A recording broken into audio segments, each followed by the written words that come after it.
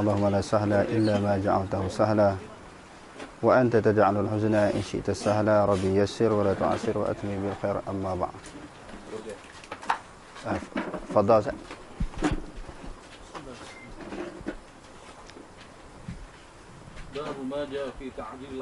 Bab berhubung dengan sesuatu perkara yang telah datang, iaitu menyegerakan sembahyang asar. Jadi sembahyang asar ni tajuk yang diketengahkan oleh Imam Tirmizi, disuruh supaya bersegera. Bersegera ni maknanya cepat. Bila masuk waktu sembahyang asar, tak tunggu lama baru sembahyang. Macam sembahyang-sembahyang yang lain. Okey, terus. حدثنا قتيبة وحدثنا الليث عن ابن شهاب عن عروة عن عائشة أنها قالت صلى رسول الله صلى الله عليه وسلم العصر والشمس في حجرتها ولم يظهر الخيط من حجرتها. Okey. Imam Tirmizi dengan sanadnya menyebut daripada Aisyah, dia kata Rasulullah sallallahu alaihi wasallam telah menunaikan sembahyang asar hal keadaannya matahari fi hujriha, pada biliknya, tidak zahirlah bayang-bayang daripada biliknya. Kalau dah ada bayang-bayang dah agak lewat. Maksudnya bila masuk sahaja sembahyang waktu sembahyang asar, Rasulullah sallallahu alaihi wasallam dia tak tunggu lama, dia terus sembahyang asar. Menunjukkan Rasulullah ini dia menyegerakan sembahyang asar. Jadi berhubung dengan kelebihan sembahyang asar ataupun disunatkan menyegerakan sembahyang asar berdasarkan kepada riwayat yang dibacakan tadi, diamalkan oleh beberapa orang ahli ilmu, iaitu para ulama. Okey, terus. Qala wa fil bab an Anas wa Abi Arwa wa Jabir wa Rafi' bin Khadij. Okey, maknanya selain daripada Aisyah, hadis ini juga turut diriwayat oleh Anas dan Abi Arwa, Jabir, Rafi' bin Khadij. 207. Okey, terus. Qala wa yurwa an Rafi' aidan an Nabi sallallahu alaihi wasallam fi ta'khir al-'asr wa la yasih. Dan Imam Tirmizi juga berkata diriwayatkan daripada Rafi' juga daripada Nabi berhubung dengan takhirkan sembahyang asar. Rafi' juga turut meriwayatkan bahawa Nabi SAW dia pernah mentakhirkan sembahyang asar, tetapi Imam Tirmizi dia kata tidak sah. Maksudnya yang sahihnya daripada Rafi' bahawa hadis yang diriwayat Rasulullah sembahyang awal. Rasulullah sembahyang di awal waktu hukum asar, sembahyang asar. Ada pun hadis-hadis yang diriwayatkan oleh Rafi' yang mengatakan Rasulullah SAW sembahyang asar ni lewat ataupun lambat, tidak benar. Bukan sahaja Imam Tirmizi, disebut juga oleh ulama-ulama hadis yang lain. Okey, terus.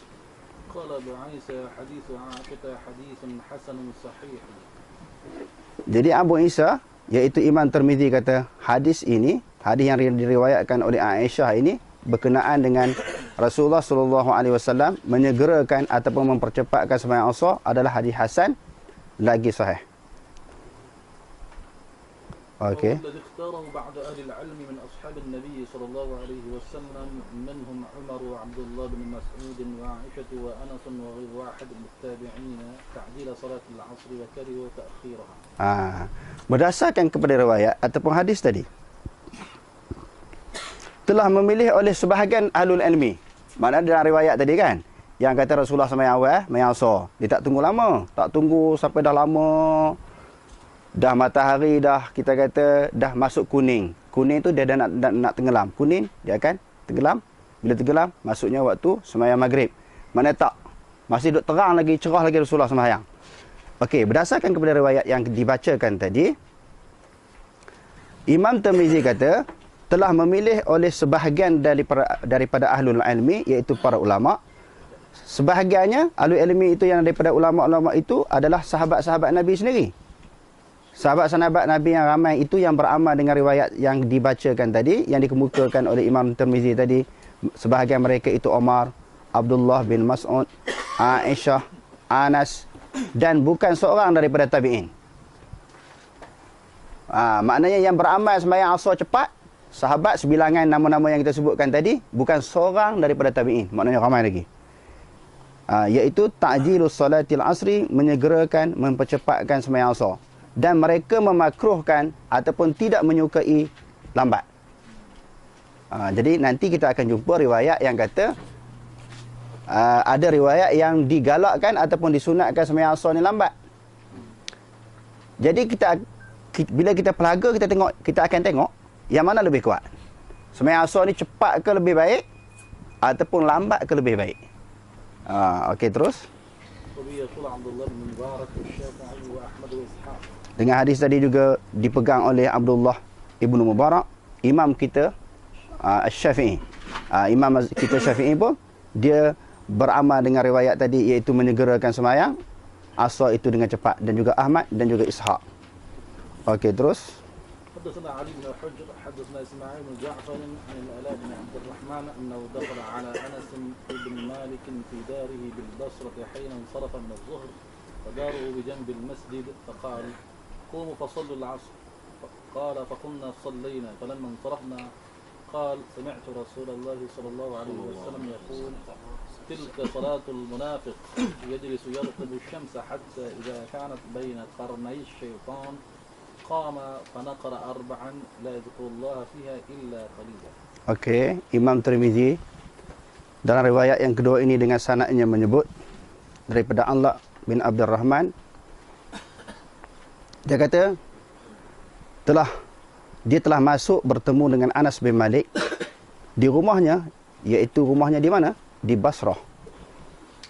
Ketika waktu Zuhur telah masuk, insarafa min az-zuhri, ketika waktu selesai daripada sembahyang Zuhur, wadaruhu bi jambil masjidi, dan rumah siapa tadi? Anas bin Malik berhampiran dengan masjid. Bila masuknya waktu sembahyang asar, Anas kata qumu fasallul asra. Masuk saja sembahyang asar. Anas kata, Anas seorang sahabat Nabi. Masa tu Nabi dah tak ada. Nabi dah wafat. Di zaman dia perintahkan sahabat-sahabat dia supaya menunaikan sembahyang asar dengan cepat. Lalu sahabat ini tadi Al-La kata, faqumna fasallaina. Lalu kamu bangun, berdiri, lalu kami sembahyang asar.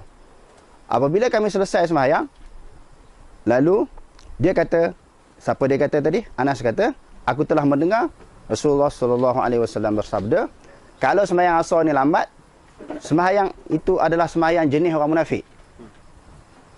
Menunjukkan riwayat yang kedua ini menyokong riwayat yang pertama tadi, menyegerakan sembahyang asar, bukan tunggu lambat. Kalau lambat, itu sembahyang jenis orang munafik. Okey, orang munafik ni macam mana sikap dia? Yajlisu yarqubus syamsa, dia duduk, dia memerhatikan matahari. Dia tunggu matahari nak terbenam, masa tu baru dia sembahyang.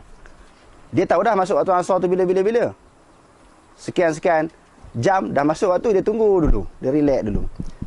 Matahari itu kita tengok dah kuning, dah nak tenggelam, baru dia sembahyang. Itu sembahyang orang munafik. Dia tunggu matahari dulu. Yarqubu asalnya maknanya raqib, ini maknanya perhati, awasi. Maknanya dia duduk perhati bila matahari itu nak terbenam. Sehingga apabila baina, matahari itu di antara dua tanduk syaitan. Apa maksud daripada dua tanduk syaitan? Sebahagian ulama kata memang syaitan itu ada dua tanduk. Itu pendapat yang pertama. Yang keduanya suatu simbolik ataupun kiasan. Satu tanduk ketika matahari terbit pada sembahyang subuh. Habis sembahyang subuh, terbit matahari, habis dia naik mata tu. Itu satu tanduk. Yang tadi pegang dengan hakiki. Ini bukan. Satu kiasan, itu satu tanduk. Kerana apa? Bila terbitnya matahari, pada masa itu munculnya matahari, sebahagian daripada agama kafir dalam dunia ni sembah matahari. Syaitan diduduk situ. Orang kafir hakikatnya sembah matahari. Bila dia duduk dekat matahari naik itu, ke arah matahari naik itu, dia berasa macam orang sembah dia. Sedangkan orang kafir sembah matahari, bukan sembah syaitan. Dia berasa macam sembah dia. Dia muncul di situ. Itu dinamakan satu tanduk. Yang kedua, masa matahari terbenam, masa sembahyang maghrib, dia muncul pula ke arah matahari terbenam itu. Orang kafir pula sembah pula. Sebab dia orang sembahyang, buat ibadat ketika matahari naik, ketika matahari terbenam. Dia tunggu pula situ. Dia rasa orang sembah dia. Itu juga dimaksudkan dua tanduk syaitan. Okey. Itu yang pertama. Yang kedua, qama, iaitu jenis orang sembahyang munafik ini, qama munafik. Fanaqara arba'an. Nakara maknanya patuk. Nakara dengan maksud patuk. Dia patuk 4 kali. Macam ayam, burung, dia patuk lambat ke cepat? Nak makan kan? Dia bukan satu patuk, biar dulu, nak dia cepat. Patuk 4 kali, patuk 4 rakaat. Sembahyang cepat. Sebab apa sembahyang cepat? Dan nak habis waktu. Itu orang munafik. Dan nak habis waktu. Kalau dia tak lambat, dia sembahyang di luar waktu. Sembahyang asar dalam waktu maghrib. Dia sembahyang juga. Sebab apa sembahyang? Nak menampakkan bahawa dia orang Islam juga. Orang munafik ini dia menzahirkan keislaman kepada orang, menyembunyikan kekufuran. Dalam hati tu bukan nak sembahyang tu. Kalau tak sembahyang, orang kata aku kafir pula. Dia nak supaya orang bermuamalah dengan dia sebagaimana orang Islam yang lain. Kalau kita baca di dalam sejarah, golongan munafik ini kita tak serserlah, tak nampak ketika Rasulullah berada di Mekah. Sebab kafir lawan Nabi je. Bila dah orang Islam kuat di Madinah ini, masa tu munculnya orang munafik berpura-pura. Hakikatnya munafik ni kafir. Bahkan orang munafik ni kata Allah Ta'ala teruk pada kafir lagi. Sebab orang kafir masih duduk atas lagi dalam neraka, tetapi orang munafik, innal munafiqina fid darkil asfali minan nar. Orang munafik itu berada dalam api neraka Allah Ta'ala bawah sekali. Sebab kafir terang-terang dia nyatakan dia tak setuju, dia tak boleh terima Islam ni. Hak munafik ni dia kata dia setuju, dia terima. Dia menampakkan dia terima Islam. Lalu dia sebenarnya hakikat dia menolak. Jadi okey, dalam riwayat hadis ini menyebut dia mematuk 4 kali, maknanya 4 rakaat. Nak cepat, dia takut masuk waktu maghrib. Orang kata ini bukan orang Islam ni, sembahyang jenis mayangnya masuk waktu maghrib. Ini orang kafir ni, dia tak nak bagi orang nampak dia tu kafir. Wala yazkurullaha fiha. Dia tidaklah dapat mengingati Allah Ta'ala padanya pada sembahyang tadi, illa qalila. Sebab apa nak ingat banyak? Sebab apa dia kata tak dapat ingat Allah Ta'ala melainkan sedikit? Sebab 4 rakaat ni dibaca yang wajib-wajib dia. Doa iftitah dia tak baca, tasbih yang sepatutnya dia tak baca. Nak cepat ni, nak habis, nak kejar waktu ni. Jadi Nabi kata dia tak akan ingat. Kalau orang yang sembahyang di awal waktu, dia boleh baca panjang. Surah dia boleh baca surah panjang. Tasbih dia boleh baca banyak kali. Surah, ayat-ayat dia boleh baca panjang. Tasbih dia boleh baca banyak kali. Dibuat, kalau benda tu ada benda-benda sunat kan, maknanya dia baca. Dibuat dengan sempurna, dengan lengkap. Yang ni tak boleh nak kejar waktu ni. Ambil yang wajib-wajib je. Jadi maksud mengingati Allah Ta'ala melainkan sedikit itu, maknanya dia tak mampu, tak sempat nak baca zikir-zikir ayat-ayat yang panjang. Jadi sempatnya sikit dia ingat Allah Ta'ala. Qala Abu Isa hadza hadisun hasanun sahihun. Okey, terus. Bab ma jaa fi ta'khir salat al-'asr. Okey, bab berhubung dengan takhir ataupun lewatkan sembahyang asar. Jadi maknanya sebahagian orang kata, sebahagian daripada ulama bila menceritakan tentang latar belakang Imam Tirmizi, ada yang kata dia ni mazhab Hanafi. Sebab dia juga turut meletakkan bab sembahyang asar ni lambat. Dan disetujui oleh Imam Hanafi dan ulama-ulama Hanafi kata sembahyang asar ni elok lambat, afdal lambat. Jadi kalau kita gabung antara tajuk yang pertama, tajuk yang kedua, itu yang mana lebih kuat? Sebelum kita baca, kita buat kesimpulan dululah. Senang kan? Riwayat yang kedua ini bukan hadis. Dia lebih kepada asar Ummu Salamah. Satu. Yang keduanya, Imam Tirmizi sendiri, kedudukan riwayat ini dia tak cerita sama ada sahih, hasan ataupun dhaif. Dia tinggal begitu saja. Tuan-tuan boleh tengok. Carilah mana-mana huraian ulama terhadap tajuk yang hadis ataupun riwayat yang dikemukakan oleh Imam Tirmizi berhubung dengan masalah sembahyang asar lambat. Sebenarnya dia bukan hadis, dia lebih kepada asar sahabat yang disebut oleh sahabiah, iaitu Ummu Salamah. Okey. Yang kedua, Kalau kita tengok dalam Al-Quran, Allah Ta'ala sebut dalam surah Al-Baqarah, hafizu 'alas salawati was salatil wusta wa qumu lillahi qanitin. Peliharalah oleh kamu akan semua sembahyang. Khususnya sembahyang wusta.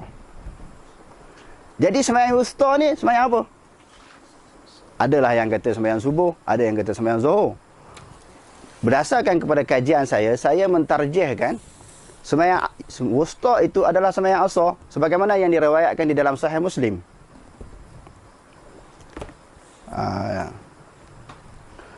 Jadi di dalam Sahih Muslim menyebut bahawa yang dimaksudkan dengan sembahyang wusta itu adalah sembahyang asar. Sebab asar ini orang selalu lalai, selalu lambat. Jadi menunjukkan Nabi Allah Ta'ala sebut dalam Quran itu semua sembahyang kena jaga betul-betul, perhati betul-betul. Khususnya sembahyang wusta, sembahyang asar. Sembahyang asar banyak orang perlewatkan. Sebab apa? Mungkin dia sibuk dengan tugas-tugas yang tertentu. Kadang-kadang dah masuk maghrib ataupun dekat-dekat nak masuk baru sudah, oh tak sembahyang asar lagi ni. Sembahyang asar, sembahyang wusta, sembahyang yang perlu diberi tumpuan, yang kena jaga. Jadi kita tengok yang pertama tadi alasan dia bukan hadis, yang keduanya kedudukan riwayat itu tidak diceritakan kedudukan dia sahih ataupun tidak. Itu kelemahan yang kedua. Kelemahan yang ketiga, yang dapat menolak pendapat yang kata disunatkan sembahyang asar itu ditakhirkan, ayat Quran tu. Maknanya sembahyang asar kena jaga betul-betul. Mungkin ada di kalangan kita dia tarjih pula wusta bukan sembahyang asar. Mungkin dia kata sembahyang zuhur. Banyak juga riwayat. Dan juga sembahyang subuh. Tak ada masalah. Dalam masalah kita buat tarjih, buat kajian ni, masing-masing lah punya kajian, masing-masing punya pandangan. Yang ni tak perlu jadi kelahi. Bagi saya, setakat yang saya baca setakat malam ni, saya rasa sembahyang asar. Yang tu yang lebih kuat. Mungkin orang nak jumpa sembahyang lain yang lebih, yang kata sembahyang wusta, tak ada masalah. Jadi, bersesuaian dengan tajuk yang diketengahkan oleh Imam Bukhari di sini, dia akan kemukakan riwayat, dan kedua riwayat ini disokong oleh Imam Hanafi. Tetapi jumhur ulama pegang yang di atas, yang pertama tadi. Sembahyang asar ni dipercepatkan. Okey, terus. حدثنا علي بن حجر حدثنا اسماعيل بن علي عن ايوب عن ابن ابي مليكه عن ام سلمه انها قالت كان رسول الله صلى الله عليه وسلم اشد تعجيلا للظهر منكم وانتم اشد تعجيلا للعصر منه. Ummu Salamah bila dia tengok sahabat mempercepatkan sembahyang asar ni, Rasulullah ni cepat sembahyang zuhur. Tapi kamu ni percepat sembahyang asar. Buat apa? Maksud mafhum mukhalafah daripada kenyataan Ummu Salamah ni, sepatutnya kamu kena lambat. Semacam Rasulullah juga buat lambat. Semacam Rasulullah juga sebenarnya dia tak cerita hadis Nabi. Dia tanya, kamu ni adalah Rasulullah SAW bersangatan mempercepatkan sembahyang zuhur daripada kamu. Tetapi kamu mempercepatkan sembahyang asar. Seolah-olah macam Rasulullah ini dia bangkang tindakan para sahabat yang sembahyang asar cepat. Bagi dia kena sembahyang lambat juga. Jadi riwayat ini diamalkan oleh ulama-ulama Hanafi bahawa sembahyang asar itu diperlambatkan. Okey, terus. قال أبو عيسى وقد روي هذا الحديث عن إسماعيل بن علي عن ابن جريج عن ابن أبي مليكة عن أم سلمة نحوه. Okey, terus. وجدت في كتابي أخبرني علي بن حجر عن إسماعيل بن إبراهيم عن ابن جريج. Okey, terus. حدثنا بشر بن معاذ البصري قال حدثنا إسماعيل بن علي عن ابن جريج بهذا الإسناد نحوه وهذا أصح. Okey. Riwayat yang ambil daripada Ummi Salamah tadi yang mengatakan digalakkan sembahyang asar itu diperlambatkan ataupun dilewatkan. Kalau kita tengok riwayat yang pertama tadi, haddatsana Ali bin Hujr, haddatsana Ismail bin Ulayya an Ayyub an Abi Mulaikah. Itu riwayat tadi kan. Tetapi Imam Tirmizi kata dia ada catatan dia yang dia ambil daripada perawi-perawi ataupun ulama-ulama hadis tentang jalur yang kedua macam mana. Wa wajadtu fi kitabi akhbarani Ali bin Hujr an Ismail Ibni Ibrahim ani Ibni Juraih. Selepas Ibnu Juraih itu daripada Ummi Salamah. Tetapi yang sahihnya dia kata, yang sahihnya haddatsana Bishr bin Mu'az bin al-Basri, Mu'az al-Basri qala haddatsana Ismail bin Ulayyah an Ibni Juraih bihadzal isnad nahwahu wa hadza asah. Dalam sanad ini yang asah riwayat tadi. Riwayat yang kata sembahyang lambat tadi. Boleh nampak? Dalam tiga-tiga riwayat tadi masuk 4 lah. Maka yang paling tepatnya yang ni. Walaupun yang ni tepat, tetapi dia bukan hadis. Cuma dia nak bincangkan perawi yang mana yang betulnya di sudut susunan perawi. Susunan rawi yang mana yang betul? Bagi dia, susunan yang betulnya yang bawah ini. Tetapi walaupun susunan itu yang betul, tapi tak kuat juga, bukan hadis. Asar sahabat. Dan Abu Isa sendiri dalam bab ini, cuba tuan-tuan tengok dalam bab yang lain. Semua dia akan cerita hadis ni hasan, sahih ke gharib ke. Yang ni dia tinggal begitu saja. Dia sendiri tidak yakin bahawa itu memang confirm daripada hadis Nabi. Ulama ni dia teliti. Dia nak susun itu, dia teliti. Supaya orang yang mengaji hadis ni boleh faham. Ini bukan hadis. Lebih kepada asal sahabat. Jadi kalau gabung, kita pelaga dengan hadis mula-mula bab yang kita belajar tadi, yang mana lebih kuat? Antara lambat ke yang cepat? Yang asal ni. Segera itu lebih afdal dan lebih baik. Wallahu a'lam.